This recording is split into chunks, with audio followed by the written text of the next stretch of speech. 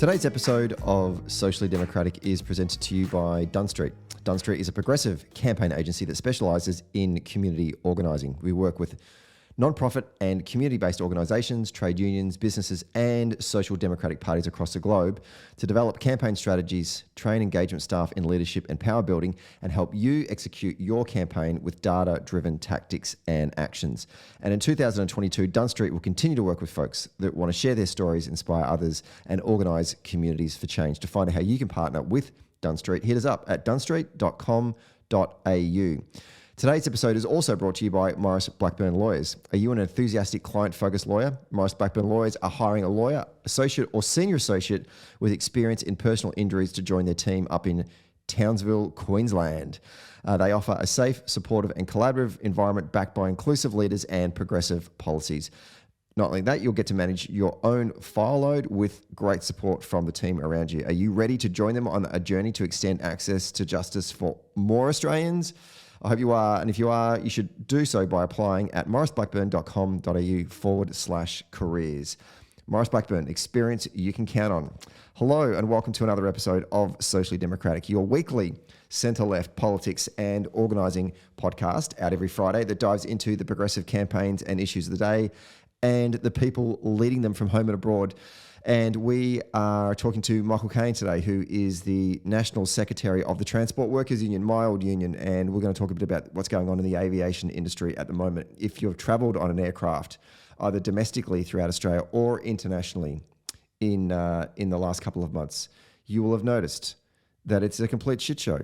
And so I wanted to get Michael on just to talk a bit about how did we get here and potentially what we can do about it. So check out today's episode. Don't forget to subscribe to the podcast, which is on Apple Podcasts, Spotify, Stitcher, or your favorite podcast application. And if you like the show, give us 5 stars and leave us a review on Apple Podcast or on Spotify. And for all the episode updates, follow Dunn on Facebook, Twitter, Instagram, and LinkedIn. Okay, let's get to today's episode.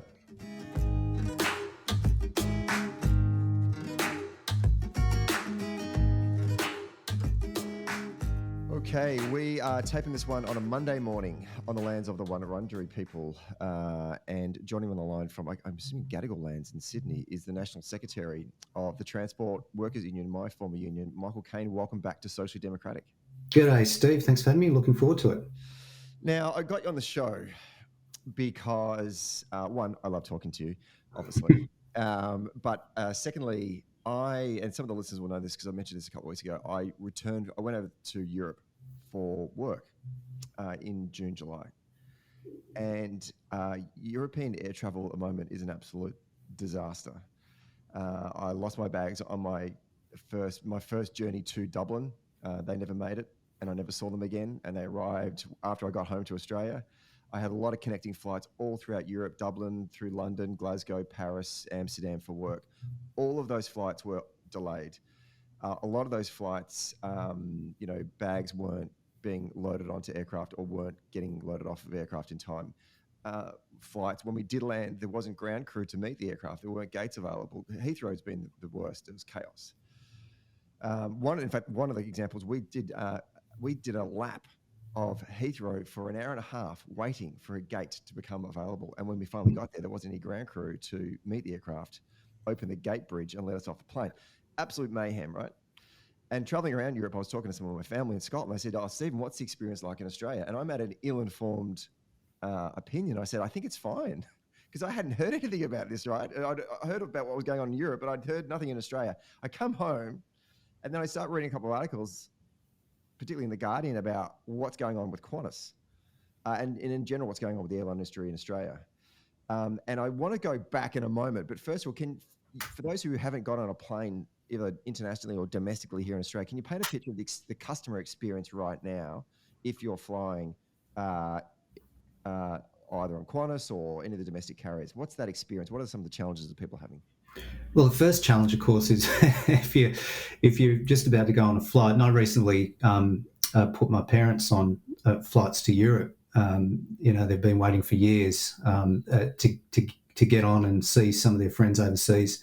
And it's the anxiety because, of course, we know now the problems, particularly at Aussie airports, particularly in the Qantas operation, but we'll come to that, I'm sure. But it's the anxiety that you've got. How long do you have to be there beforehand? We've had these stories of people being told they have to get to the airport early. They get to the airport early and they're there so early that they can't check in because check-in hasn't opened. It's this. See, right at the start of your journey, whether it's a business journey or a journey you've been planning for some time to see family overseas, you've got this level of anxiety that just should not be there. It should be a source of great excitement when you're heading off on a plane overseas. And then, of course, what we find when we get to the airports, exactly that. We've got queues and queues of people waiting to be checked in. And, we can go into the details about why that's the case later, but that was a failure of government policy in the time of Scott Morrison. And I want to go into that a little bit later, Stephen, if you remind me, because, it is very much the case in our view that that policy, aviation policy, was basically written by Alan Joyce during the COVID pandemic. And he's got a lot to answer for that goes beyond the Qantas operation. So we've got security companies that employ those people at the security gates who have a paucity of workers, and we can talk about that later. So you get to the airport, you've got these massive queues, you're having to go through, you've got airline CEOs like Alan Joyce blaming you while you're at it, and then you've got the anxiety, you check your bags in, where are you ever going to see them again? And that really nice couple of memes flying around the place about people saying, well, get an Apple tag and put them in your bag. And of course, that's wonderful, isn't it? You can track your bag right around the world and you can't ever get access to it again. So it is terrible. It is in free fall. And we've got some repair work to do, and it's structural repair work. It's repair work that requires us to take a look at what current management is doing at airlines, and we're going to speak about Qantas, of course, but it's also about what a government should do to make sure that there are appropriate stabilisers in place for aviation. Because in aviation, you never know when a crisis is going to hit, but you do know one thing for sure, and that is crises will hit, whether it's a volcanic ash, whether it's a terrorist attack, whether it's another pandemic. And at the moment, we're just going through this cycle of peak and trough, peak and trough. And at the peak, aviation companies and airlines are saying, keep your hands off our profits. And when we go into a trough, they're walking the corridors of Canberra saying, we need a public handout. And that can't be right. It's not good for any of us. And it's, really leading us to this place where your travel experience is, quite frankly, absolutely stuffed at the moment in aviation. Let's go back then. And actually, just to pick up on that point, anxiety, that's the word. I found that whole journey throughout Europe. You're right. You should be excited about all that kind of stuff. I was knackered by the end of it. It was incredibly stressful, the whole trip. The whole experience was just unbelievable. And I've never felt like that before. I really like international travel. I like traveling around the world. I think if you're lucky enough to do it, it's a great experience. But yeah, by the end of it, I was over it. I didn't find it enjoyable at all. Yeah. So let's talk about Qantas, because Qantas for a lot of us it's an icon of Australian industry. It's an icon of Australian culture. I know certainly when I'm overseas and I see that the red tail and the kangaroo in the back of an aircraft, I feel a greater sense of longing towards that as an icon than, say, the Australian flag. And it's been written about so much over the years, and its pride and place as a representative of who we are. But I just feel like that Qantas have got to a point now that they've used up all of their capital for and goodwill that we've developed for this airline over a number of years is getting to the point now where we're going, well, you don't really give a shit about that, mate, because in the end, you've got a service to deliver and you're not doing it for us. Where did it all start to go wrong? Because I think it has gone wrong for Qantas, and I think they're in a bit of they're in a shit state of affairs right now. So take us to the point where you think things started to unravel. Yeah, that's a really good question, and I think it's important to trace that history. And before that, though, just everyone bear this in mind. This is not about this is not about unfairly looking at Qantas as if there's some kind of unjustified target. Qantas controls almost 70% of the domestic market. It controls a whopping, when you think about how many other airlines there are around the world, it controls a whopping 24% of the international market from Australia. these are numbers which show you that this company, it basically has an effective monopoly in Australia. And anyone who tries to come for it, like an Ansett, like a Virgin, they get marginalised. And basically, Qantas just calls the shots about the market share that those other companies are pushed into. In fact, Alan Joyce has been quite open about this. He wants competition as long as it's on his terms, because it looks good for him to be able to say, oh, yeah, we've got other airlines in the country, it's fantastic. But he pushes them into their corner and he marginalises them, and he's got an effective monopoly, and Qantas has an effective monopoly. And what happens with monopolies, as pure economic theory tells us, is that once you have established an effective monopoly, when I say effective, I don't mean welcome, I mean it works for the perpetrators of the monopoly, then you can call the shots, you can put your prices up, you can put your service standards down, and there becomes this kind of unyielding momentum to continue to squeeze profit out of that type of monopoly. So how did we get to that place? Joyce has been around the Qantas Group for a long period of time now. He came in and basically got the Jetstar operation up and going because they saw the potential threat that Virgin could be post the Ansett collapse.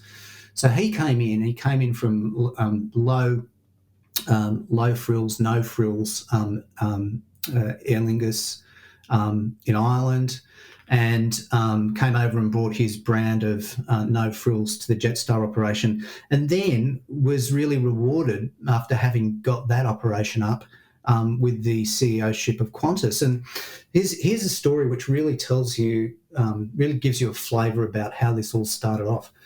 Just before Alan Joyce came on as CEO, the TWU and other unions, but with the kind of major union at that time, particularly for the amount of workers in the operation. And we had just signed, sealed and delivered on our latest enterprise agreement.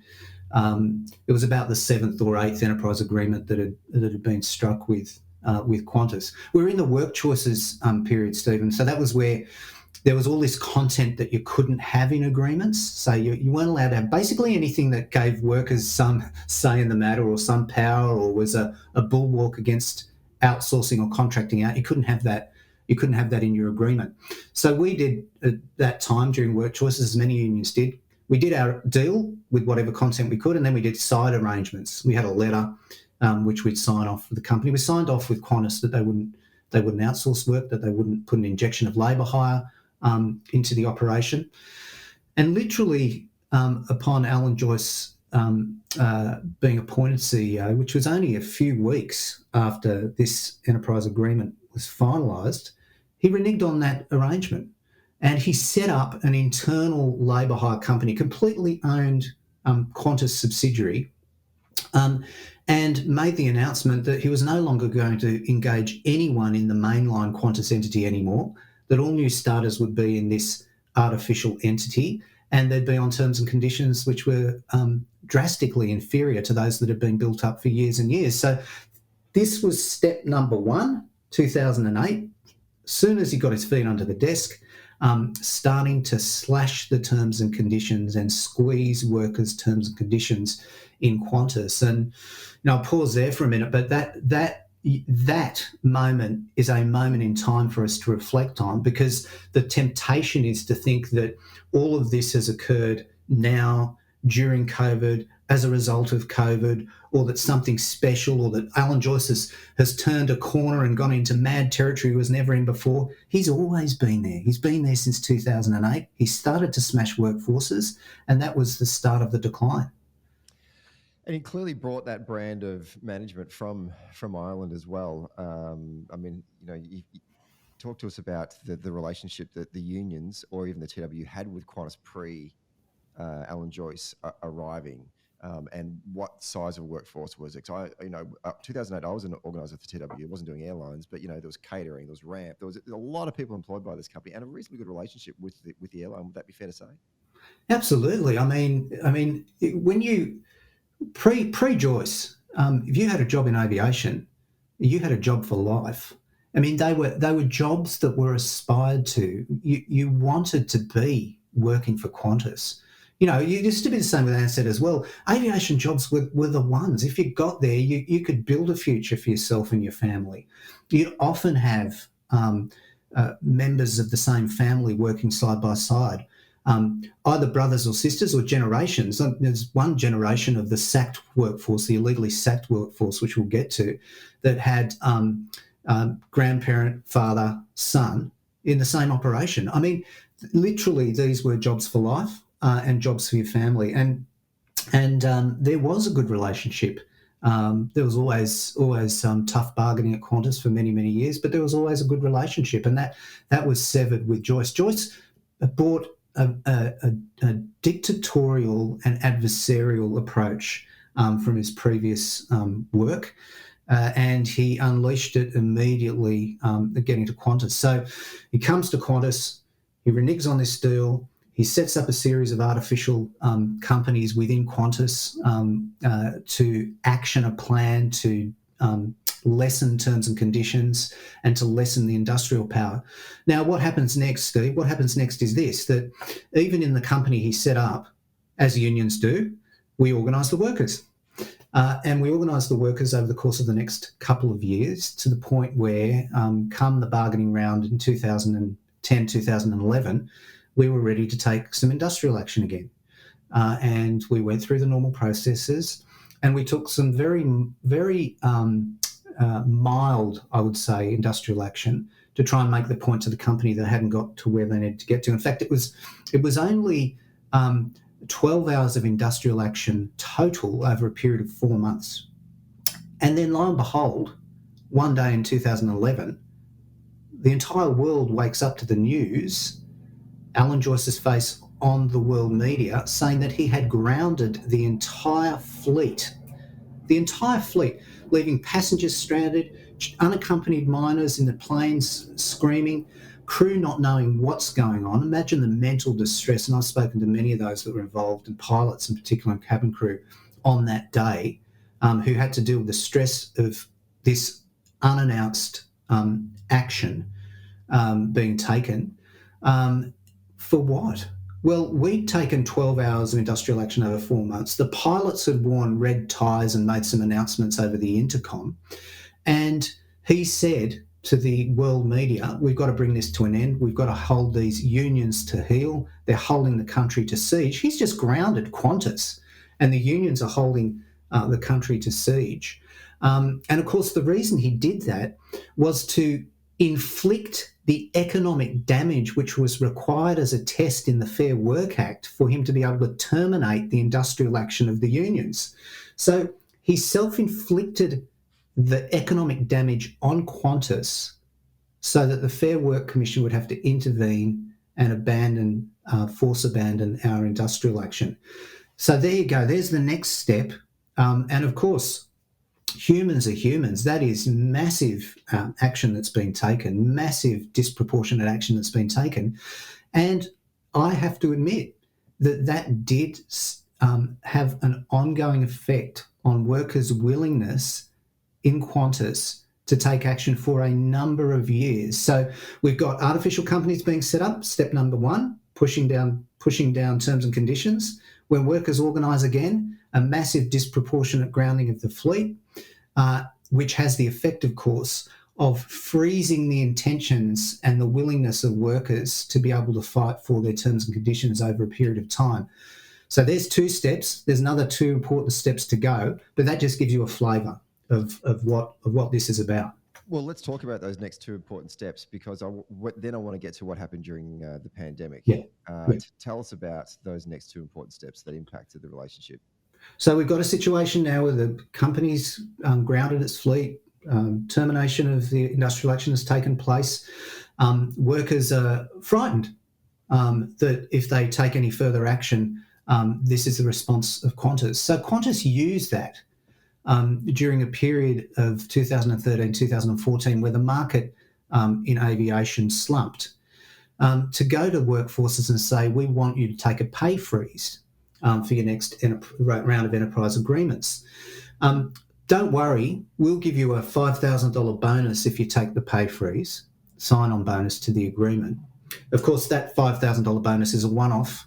It's taxed, so you don't get $5,000 in your pocket. And of course, it doesn't go to your overtime, to your holiday pay, to all of that. So it's another way of suppressing terms and conditions. You have to take 0% increase. And by the way, if you do anything to harm the company during the course of the enterprise agreement, you don't get your $5,000. And harm means taking industrial action. So for the next 6 or 7 years, you have this succession of agreements where Qantas uses this tactic in the shadow of a potential repeat of the shutdown shenanigans. It uses this tactic of saying to workers, we want you to take 0% or 1% or 2%. We'll give you a bonus, but only if you don't take industrial action. So again, another way of suppressing terms and conditions, and all the while pushing work out where it could to outside labour hire companies and setting up more of these internal artificial companies. So by the time we get to 2018, 2019, on the analysis we've had done by the Centre for Future Work and Jim Stanford, we have workers who have had their wages suppressed to the extent that it was starting to affect their superannuation. And the calculations that we had done is that if you had a period of 10 to 15 years work in aviation and you had been the subject of these wage freezes, you'd have $40,000 to $50,000 less in your retirement because, of course, it doesn't flow through to your superannuation. So suppressing work, making it less attractive, casualising it through pushing it to labour hire, casualising it internally through artificial labour hire companies in the shadow of a potential future lockdown, bribing people saying if you take industrial action, you won't get your $5,000 bonus. That is the Joyce legacy in the lead up to the pandemic. And a hell of a lot of the damage had already been done.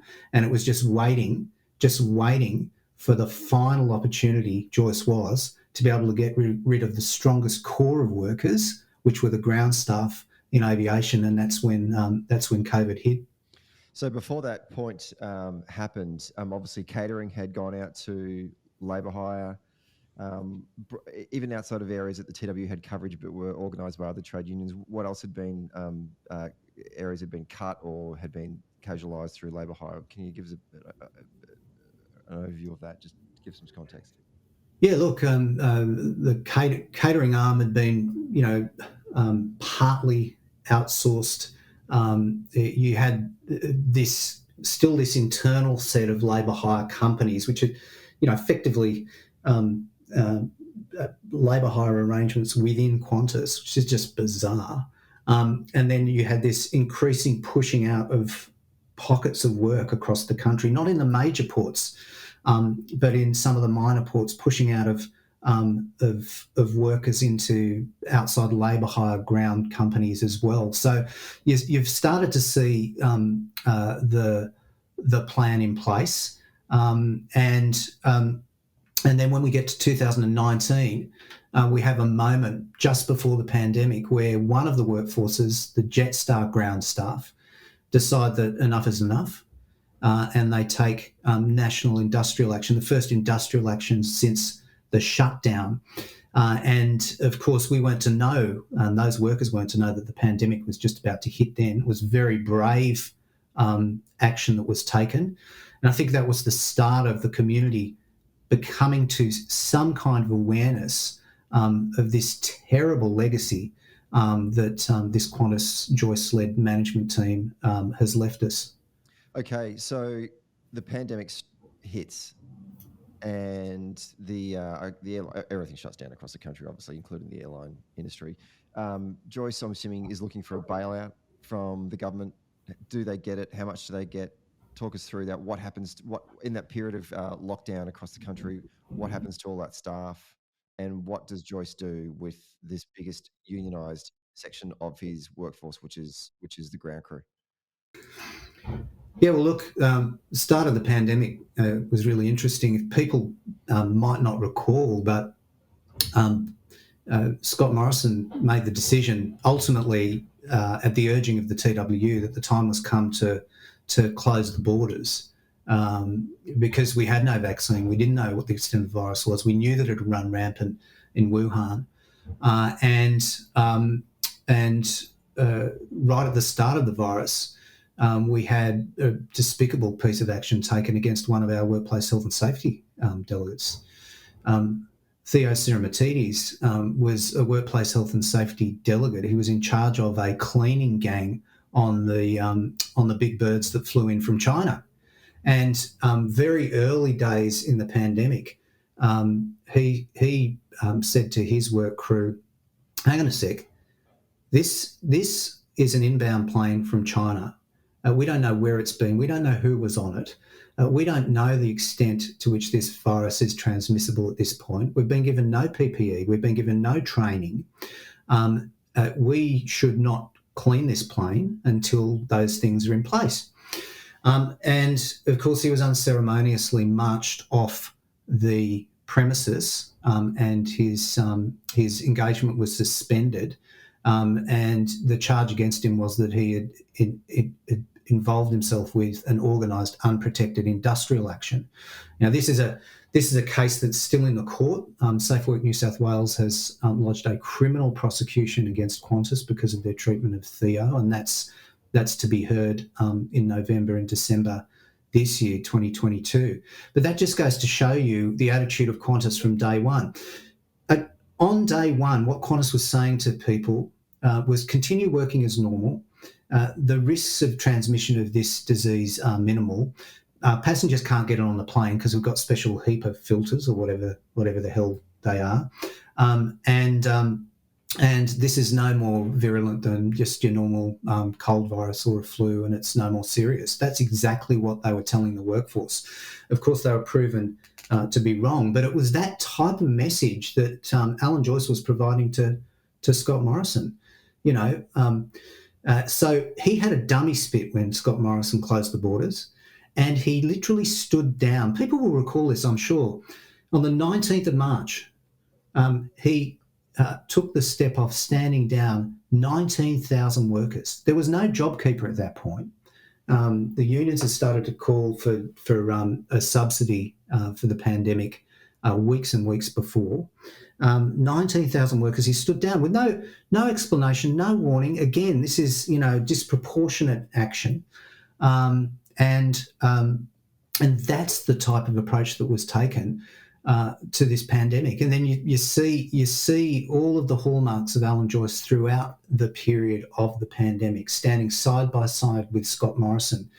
The wage subsidy comes into place. It's just about to peter out. So when Scott Morrison makes the announcement that he's going to extend JobKeeper, Alan Joyce is standing right next to him because he wants it extended. In the meantime, Alan Joyce has managed to extract hundreds of millions of additional dollars in funding to support the operation in regions, to support particular normal flights up and down the coasts of Australia.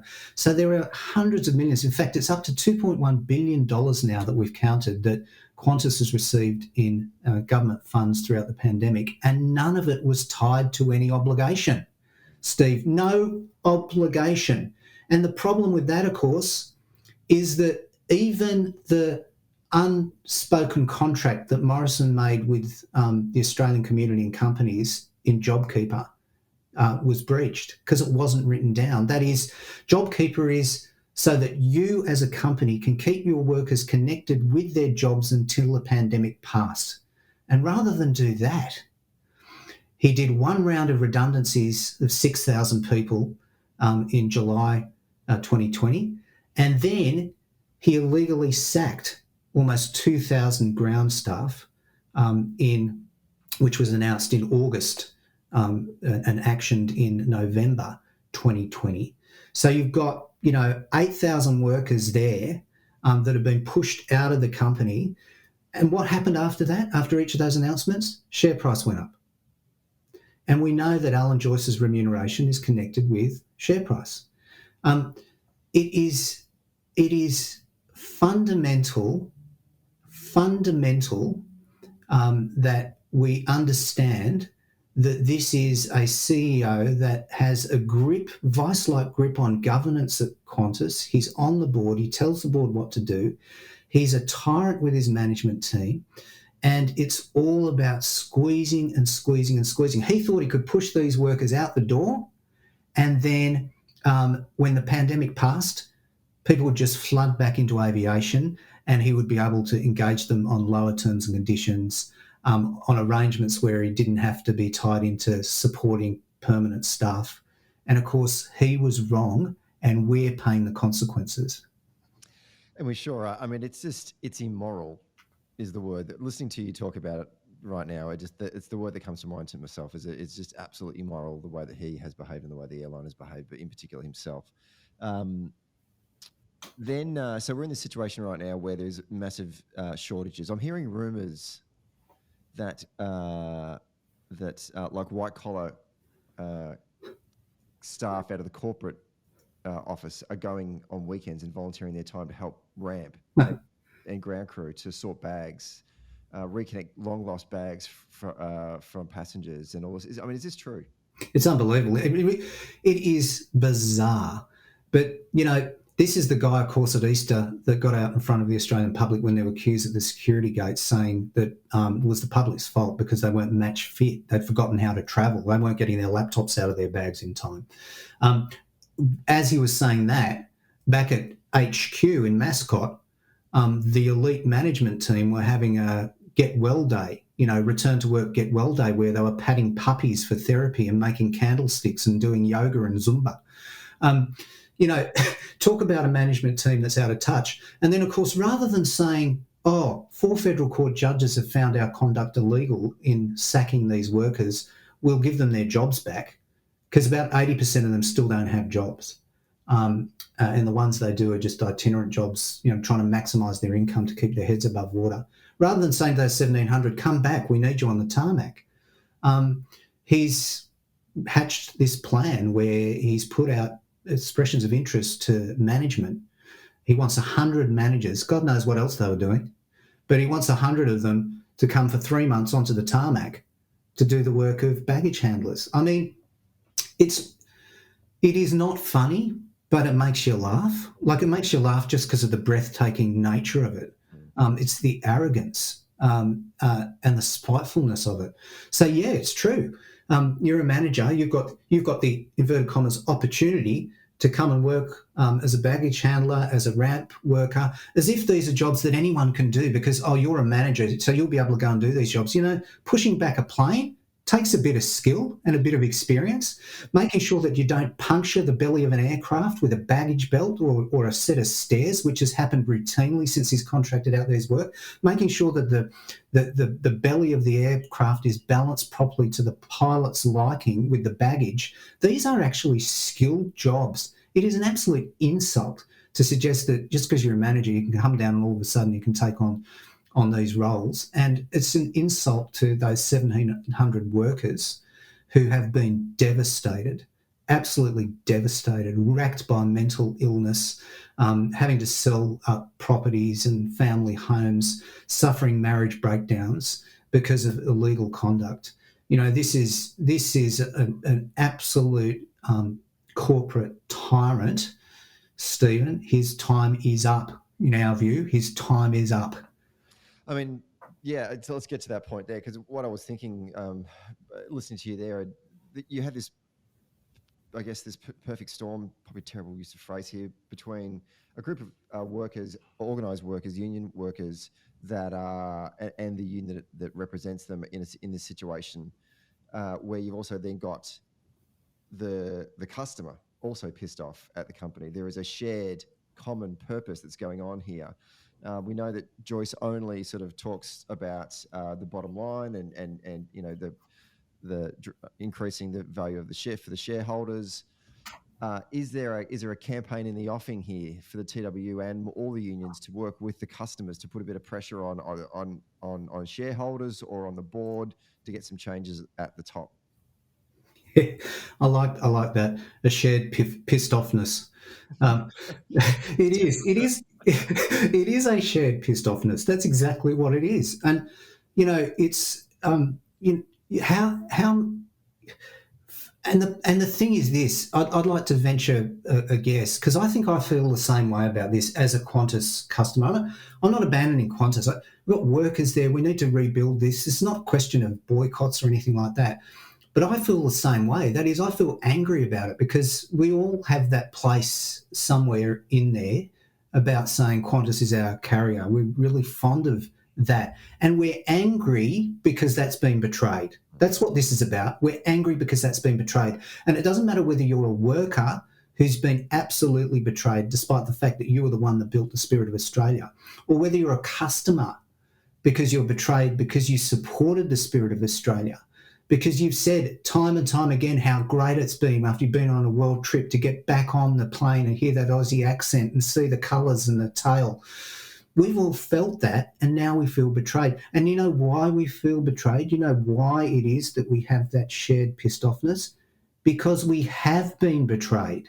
We have, in fact. So, you know, we talk about a campaign. I think the campaign is well and truly on its way. You would have seen yesterday reports of Alan Joyce sending out a video. He won't come on the TV and explain himself, by the way, but sending out a video. Steve, did you see that about giving customers $50 vouchers, saying we're sorry, we're apologising for our conduct? As if that's not going to be seen as just a cynical move in desperation. And not only should it be seen like that, that's exactly what it is. This is a management team that is in freefall. It doesn't know what to do.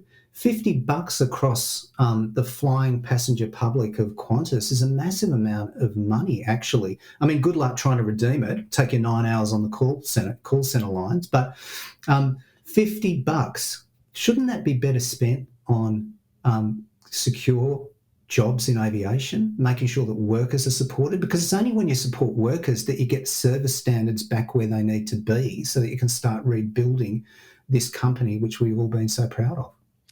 You mentioned before about the relationship with Morrison and the structural problems that we had, and you said you wanted me to draw your attention to that. So I just want to recall your thoughts about that. How structurally within the airline industry, what do we need to do to avoid this situation again? Like you said before, if we have another pandemic, or if there's a terrorist attack, or if the fuel prices go through the roof, or if there's a volcano ash, whatever it may be, what needs to be done to address this so we don't keep on going through this boom bust kind of industry? Well, it's not enough that the CEOs and a Prime Minister have shared numbers on speed dial. It's not enough, because we saw what happened during the pandemic. During the pandemic, what that means is whenever Scott Morrison made an announcement about aviation, he'd always have Alan Joyce by his side. Now, the reason Alan Joyce is by his side, because nothing has happened in the last 10 years in aviation without Alan Joyce either initiating it or giving it his imprimatur. That can't be right, because we know that Alan Joyce's motives are profit-based. On the day that the three appeal judges in the federal court reinforced the illegality of that decision, Steve, of sacking those 1,700 workers, on that day, as a diversionary tactic, Alan Joyce announced that he was buying $38 billion worth of new planes. And I remember seeing, I think it was a Channel 10 report, where they followed Joyce. They were waiting for the plane to land, and then Joyce got on the plane with the camera crew. It wasn't fitted out yet, so they were working their way through quite a strange-looking internal cabin. And Alan Joyce looks down at his phone and chuckles and looks back to the camera and says, "Oh, the share price has gone up 3%. I mean, that's what is motivating this guy. And it can't be that aviation policy is set by those motivations. What we need is an independent commission or an independent body, a decision-making body that sits across the top of aviation, that makes decisions in aviation that are in the community interest, not only in the interest of the profit motives of aviation and airport CEOs. Now, in other countries around the world, they've taken different approaches. Some countries have taken equity stakes in both airlines and infrastructure, airports, and also aviation companies. And why have they done that? They've done that because they need influence in these crisis times. They need to act as community stabilisers so that they can impose what's in the community interest at a time when it's most important to do so, and at a time when aviation CEOs will be crying poor. Well, that's the exact time you need governments to act in the community interests and not at the behest of the profit motives of these CEOs. So a decision-making body that can act in that way, that is independent. Sure, it can take input from any party that's got an interest in aviation, but ultimately we need that kind of stabiliser in place. There may not be the appetite in Australia to take an equity stake. Surely there wasn't with the last government. They didn't do it when Virgin was on the verge of collapsing. They didn't do it in 2014 when Qantas was in all sorts of trouble. So if that's not what we're going to do, and we should leave that option open, in my view, but if that's not what we're going to do, at the very least, what we need is a decision-making structure in place that is powerful, that is independent, and that can make sure that these peaks and troughs we see are flattened out in the community interest. And I think that would be a massive improvement and step in the right direction. There was an article I read in the New York Times, maybe at the start of COVID. It certainly feels like a long time ago. It was talking about the aviation industry in the United States and how in times of difficulty with the industry, governments had bailed out all the major US carriers. And what they did with that money was obviously up to them, and it wasn't like same mistake that we made here in Australia. It wasn't tied to anything. They just got the money, and I think a couple of them one of them might have been United or American, bought back their fleet. They sort of had a leasing arrangement, and they used all the money to buy back their fleet. And then when COVID hit, the government went back to them and said, "Where's all that money we gave you last time?" They said, "Oh, we pissed it up against the wall." I guess the argument made by this columnist was that these airlines have so much power because they know that they can't fail. Because if they do fail, people then have to catch buses and trains or cars to get around the country, and people just not going to accept that. So therefore, they just know that they can do whatever they like. In the end, the government recognises that they have to bail out airline industries because people need aircraft. A bit like, I guess, like the farmers as well, right? We all need to eat. We need a food bowl. So whenever there's drought, well, they're going to get bailed out, right? Because that's what happened. How do we take away that? I mean, it's a great amount of power that they really have, isn't it, in that negotiation? How do we sort of get a balance? Does that equity stake deal with that problem, do you think? I don't think it does totally deal with that problem, and that's one of the reasons we say that we need some imposed powerful rationality in this area, because at the end of the day, it is the ultimate example of privatising the profits and socialising the losses. That's what continues to happen. And all the way through, if we allow that to continue, is in both of those cycles, the people who are charged with the responsibility of making sure the service is excellent, not the managers, that is the workers, in both of those cycles, the profit cycle and the loss cycle, they're being squeezed. Because in the profit cycle, the companies say, hey, settle down, hold your horses, we've got to put money away for a rainy day. And in the loss cycles, they say, we can't pay you because otherwise the company will go under. And that means that it doesn't matter what the cycle is, workers are always getting squeezed. And that's exactly the approach that Qantas has taken. And we can't afford that. This is critical infrastructure. You are right. They are too powerful. They are too important to fail because aviation is critical infrastructure.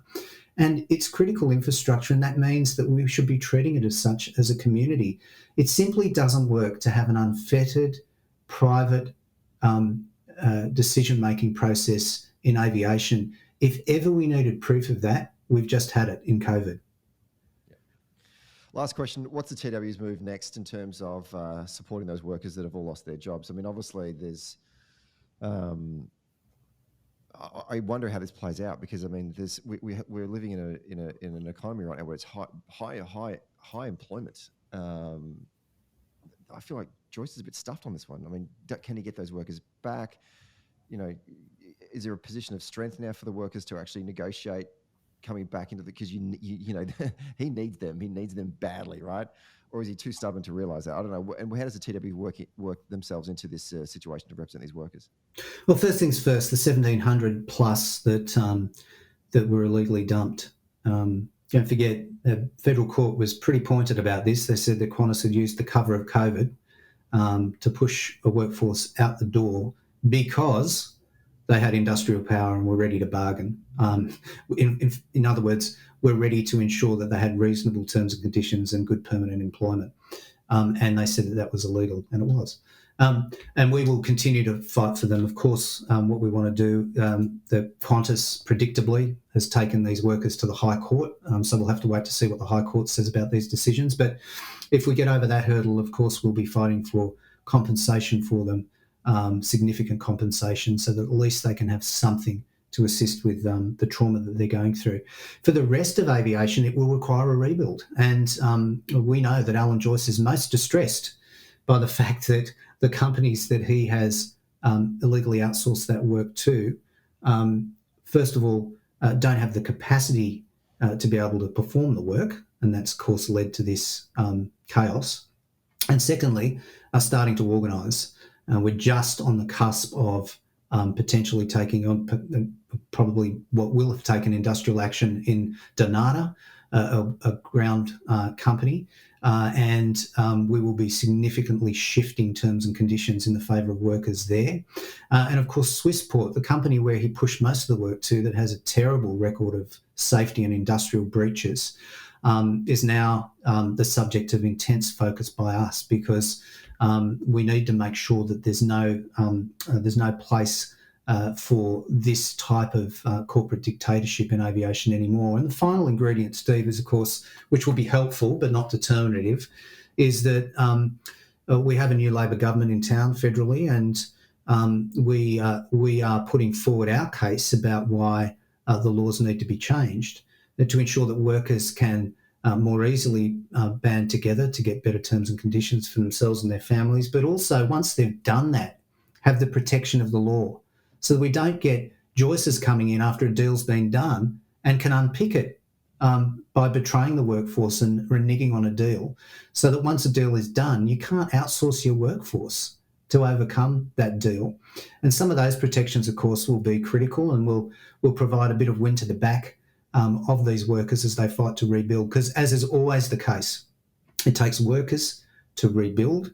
It takes workers to come together in union to rebuild.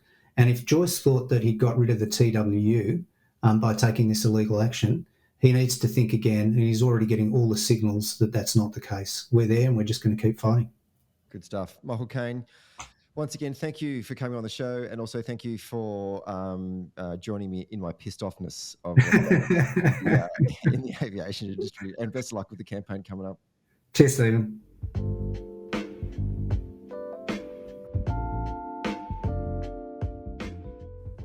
Hey there. Thanks for listening to Socially Democratic. Did you like the podcast? Hit the follow or subscribe button, and be sure to leave a review on Apple Podcasts or Podchaser. And to get all the latest updates on Socially Democratic, follow Dunn Street on Facebook, Instagram, Twitter, and LinkedIn. And we'll see you next Friday. Socially Democratic was brought to you by Maurice Blackburn Lawyers. Maurice Blackburn Lawyers have spent more than a century paving the hard path to justice for everyday Australians. They've helped over 500,000 Australians turn their situation around, and they know how the system works.